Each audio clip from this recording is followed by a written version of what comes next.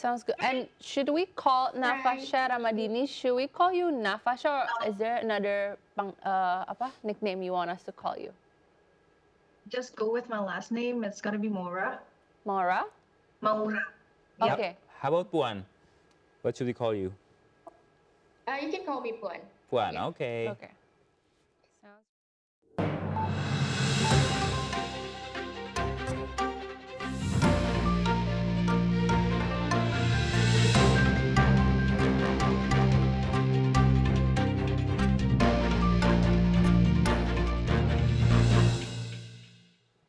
Hello and welcome back to Starting Point, and we are truly glad to still be with you here today. We are going to have a wonderful conversation with two diasporas who are living abroad because, as you said before, Sasko, that this is the 11th day Yeah, definitely. of Ramadan, and as Indonesia has lots of populations around the world, we also would like to know their perspectives Yep. on how Ramadan is going in their respective countries. We'll talk with Nafasha Ramadini Maura, who is now in New York, United States, and Puan Nazira Maharani, who is in Kedah, Malaysia.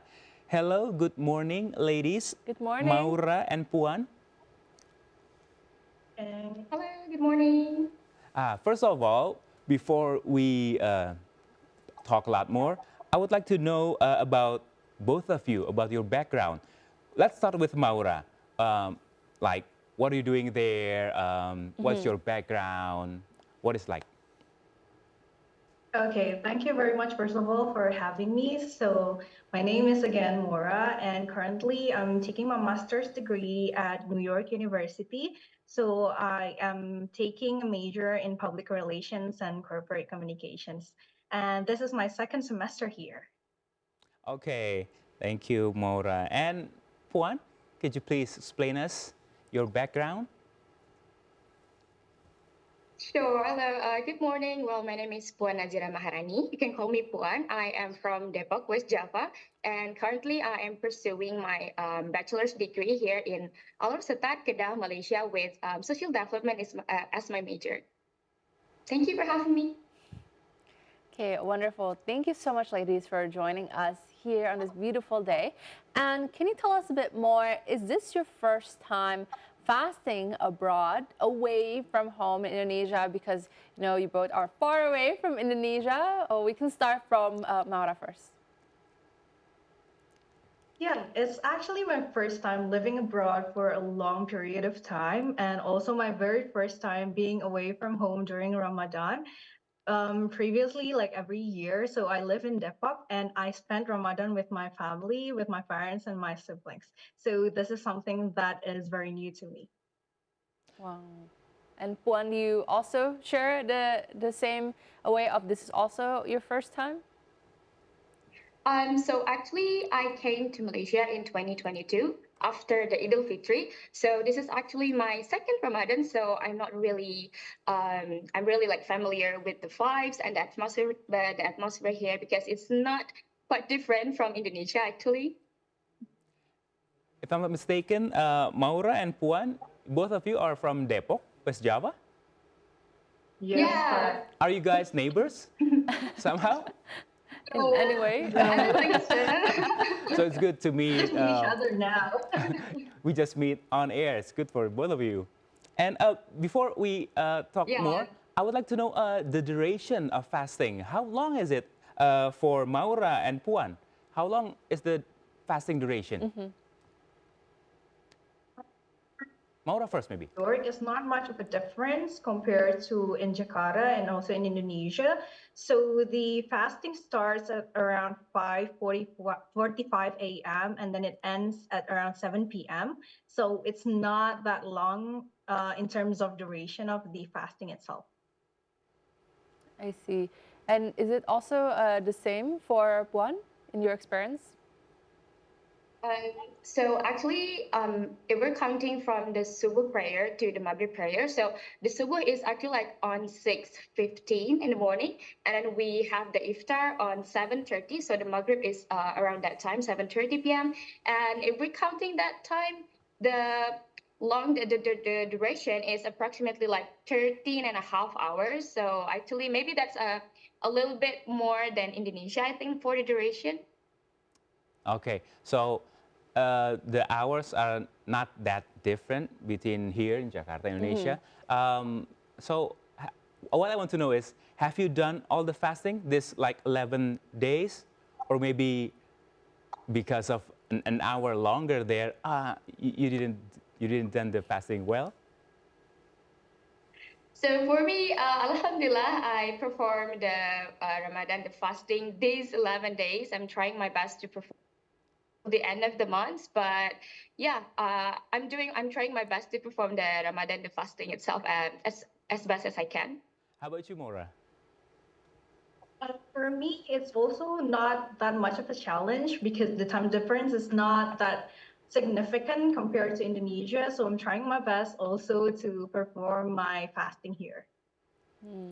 Okay, now I really want to know how is the actual fasting there because we know that in Indonesia there's usually, Sasko, a really big community Yeah. here and, families usually here, as you both ladies have said before. So what is it like to fast and experience Ramadan in another country? We can start with you first, Puan. Okay, so experiencing the Ramadan month in another country, especially in here in Malaysia, I don't think that's big differences between Indonesia and here in Malaysia. I think the atmosphere, the ambience, the hawkers that selling food for iftar, it's pretty much the same actually, but there's maybe like a couple of things that may be a little bit different. For example, the tarawih for the rak'ah for tarawih that we're performing here is maybe like in Indonesia maybe the tarawih is like 11 with the witir, right? So but here we perform it like 23 raka'ah, so it's maybe quite different in terms of the tarawih prayer. But any other that, I don't think that is much differences between here in Malaysia and Indonesia. But I want to highlight that what is most differences is, or like the biggest challenge to find in the Ramadan here is the food. Actually, I think Maura is also feel the same, that the food cannot compare. Indonesian food, especially for iftar, cannot compare to any other countries, I bet. So that is the most challenging for me, the food. Before we go to Mora, I want to ask Puan again. Puan, have you heard the term more in Malaysia? Can you explain us? Yeah. So What's that? actually here, I've heard a lot of slangs here, and here the demonym for the Kedah people is Kedahan, right? When we heard about the Malaysian word, it's actually they're not saying in as what we heard like in the television or like in Upin Ipin, for example.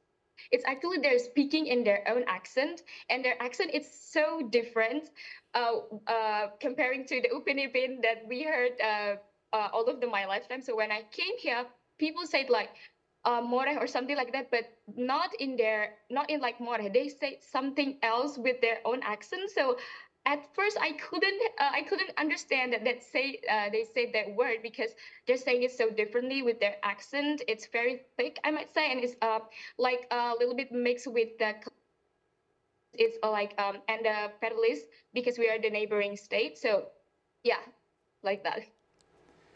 So, Wow, so so how about interesting. Mora? How do you find fasting in New York?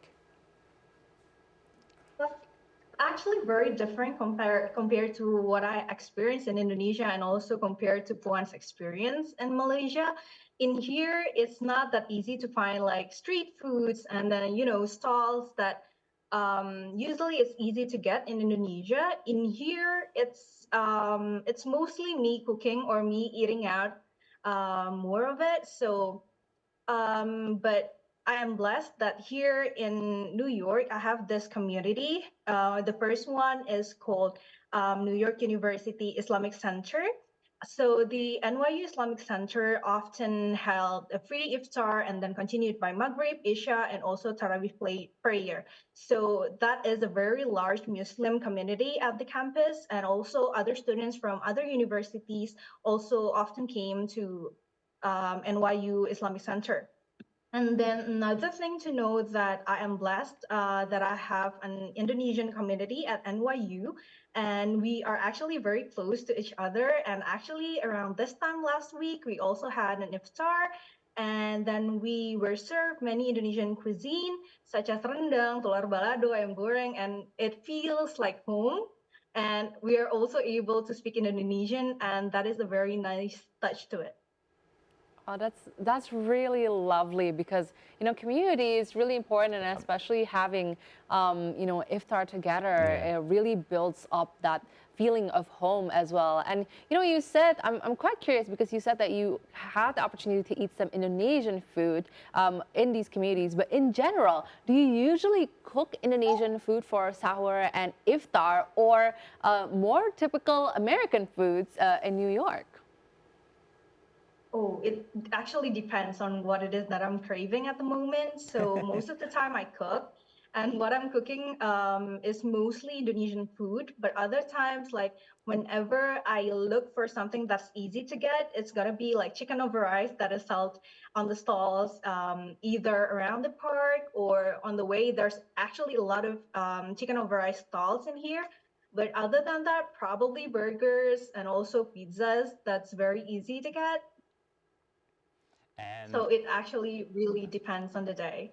and I would like to ask, are you two good cook back here in Indonesia, or both of you became a cook when Oh, you yes. are abroad? That's a great question.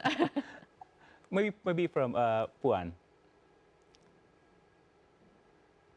All right. So one thing that is very interesting here of the Indonesian student here residing in any other country, especially here in my university, Abu Bakar International University, all the Indonesian are good cookers. They are a pro chef.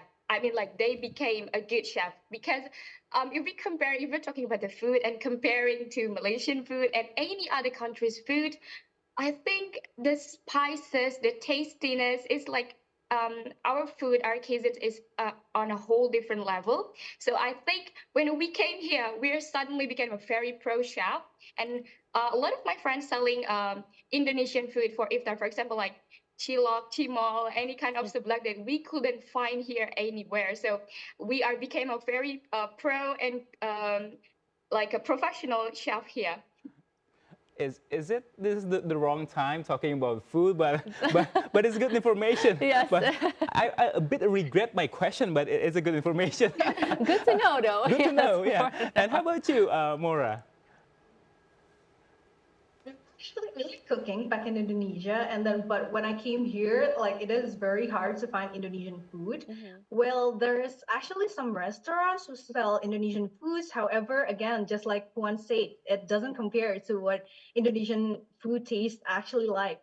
So what we did is actually like we craft and we find the best recipes, and then actually trying and experimenting with all the recipes and then making it our own. And then I bet like all of my friends here are starting to be a good chef here. I see. And it's sometimes they have this term, I forgot the exact word, but it's like you do things when you're kepepet. Like, Yeah, yeah, when yeah.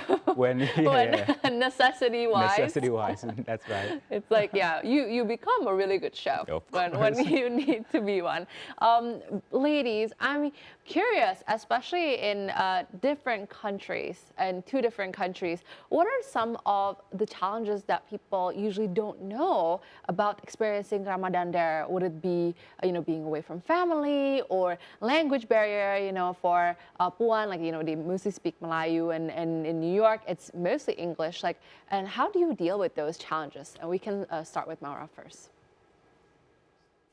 For me, the fasting itself is not a challenge, but what's more challenging for me and become a bit of concern is the prayer time, because we just had the daylight saving and then the time for prayer and also and sunlight and also sunsets is actually changing. And so the time for iftar is also changing. So I actually usually have classes from 3 p.m. until 9 p.m. And then my break is around 6:30, whereas the iftar is at 7. So what I did is I actually have to break my fast in class, And I feel like it is very challenging because, like I cannot bring foods that I really want to eat. So most of the time I look for something that is easy to bring, again, like bread or snacks. And probably that is something that me and my friends is experiencing here. But one thing to note, that it's not the professor that is not accommodating. The professor is actually have very high tolerance for religious activities, but it's just me, who is looking for practicality here. And I think it's also the adjustment, Yeah. that possibly takes a while. And what about you, Puan? Do you also share the same challenges? Well, as I mentioned before, like the challenges here, actually it's not about the how we perform the fasting itself, and it's not about the how we perform the month of this blessed Ramadan month, because as we know, Indonesia and Malaysia, we kind of share the same perspective about Islam itself, and we are majority. Actually, my state is actually a Muslim state, so the population mostly are Muslim. So I don't think that is much differences in terms of the feels or the ambience or like the atmosphere. It's pretty much the same. At least for me, I feel the challenges is it's that food. Yeah, it's I'm pretty much craving for lontong actually right now. If I think my mom is watching right now, so I really I say to her like I'm craving for lontong for really long time because I'm not I came back to Indonesia for this year. So I feel like the food itself made us, not only me, I think like most of the Indonesian students here are very missing home lately, because we, food itself is the most important thing if we are breaking our fast for iftar, right? So here maybe we can only taste something that is similar, but it's not it's not covering our cravingness in terms of like, as I said before, as I mentioned before, we're really craving for lontong, seblak, cilok, and the another peracian in Indonesia that we couldn't find here anywhere. Okay, one last question. I would like to know because we know that Puan is a bit similar with us in Jakarta, Indonesia. She's in Malaysia and Southeast Asia, and but Maura is in the West. How do you guys perform the Taraweh prayers? From Maura first. Like I've said before, in here, it's actually we have the community, the NYU Islamic Center, where there we also, aside from iftar, we also have Tarawih prayer there. And then other than that, because I live in Queens and there's a lot of Muslim in Queens and also Indonesian. So there's actually this Indonesian mosque called Al Hikmah. Honestly, I haven't gone there yet, but I've heard so many good things about Al Hikmah. So there they provide Indonesian street foods and then also desserts for iftar. And then also at the end, they also conduct Tarawih prayer there. How far is it from your place, the mosque? I would say it's around 30 minutes with bus. Okay, it's quite, yeah, it's quite short. How about you, Puan? Yeah. So in my case, my university have one big mosque. So this big mosque is not only accessible for the students, because it's a big mosque. So it's actually being the landmark of this city actually for in Al Wasata. The name of the masjid is Masjid Al Bukhari. So because of this big masjid, it became the attractions to another people from. So when we are performing the Tarawih and maybe for the Idul Fitri later on, the people there is not only for the students, but we often found someone that is coming from Perlis or Perak or Kelantan or Penang maybe, because it became the landmark lately. So in the performing Tarawih, as I mentioned before, maybe in Indonesia performing like 8 raka'ah plus 3 for the witir, but here in Malaysia and especially in my city, Alor Setar, Kedah, Malaysia, we're performing 20 plus 3, so the total is 23. It's quite a big difference. When I came here in Malaysia, I feel like very tired after performing the tarawih actually, because it's a very difference between the rakaah in Indonesia and in Malaysia actually, to be honest. Well, it's been super lovely discovering these new things about how Ramadan is Yep. in other countries. Differences in foods, prayers, and we do hope that you both wonderful ladies have a really smooth and a great Ramadan full of many blessings. Thank you so much for joining us again, Nafasha Ramadini Maura and Puan Nazira Maharani. It's been a joy and pleasure talking with you both. Thank you. Thank you. Have a good day.